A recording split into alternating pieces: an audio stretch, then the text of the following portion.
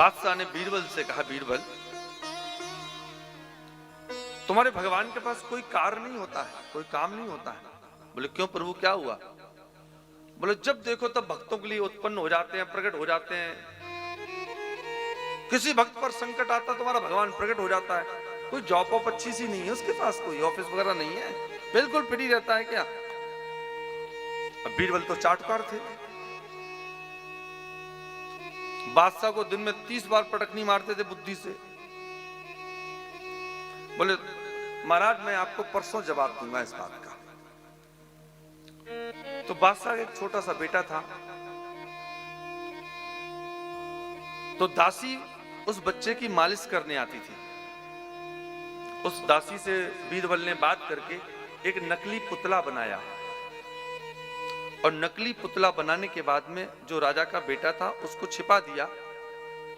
दासी को कहा मैं तुम्हें पैसे दूंगा, तुम इस पुतले को ले जाकर नदी में डुबो दो और वहां से दौड़ते हुए आना। जब सभा को संबोधित बादशाह कर रहा हो तो बोलना, बादशाह जी आपका बेटा नदी में डूब गया है। बादशाह सभा को संबोधित कर रहा था, दासी दौड़ती हुई, अरे महाराज आपका बेटा नदी में डूब गया है।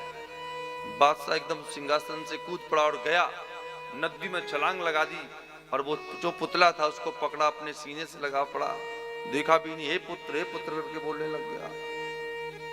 बाद में उसको ज्ञात हुआ ये तो प्लास्टिक का पुतला है। तो बीरबल से पूछा बादशाह ये मजाक कैसा था? बोले मजाक नहीं था साहब, परसों का जवाब था। बोलो जय श्री कृष्ण। जय श्री कृष्ण। बोले परसों तुमने हमसे ये कहा था कि तुम्हारे भगवान के पास कोई काम नहीं होता है, भक्तों के लिए कभी भी कूद पड़ता है, कभी भी प्रकट हो जाता है, कभी भी अवतार ले लेता है। तो मैं पूछना चाहता हूं बादशाह, जब दासी ने ये कहा तुम्हारा बेटा जल में डूब गया है, तो तुम्हारे पास नौकरों की कमी थी क्या?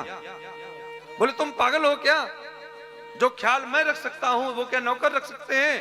तो बीरबल ने कहा बादशाह तुम क्या मूर्खों जैसी बात करते हो, ऐसे ही भगवान कहते हैं जो ख्याल भक्तों का हम रख सकते हैं वो दुनिया में कोई नहीं रख सकता है, इसलिए मैं अपने भक्तों के लिए अवतार लेता रहता हूं।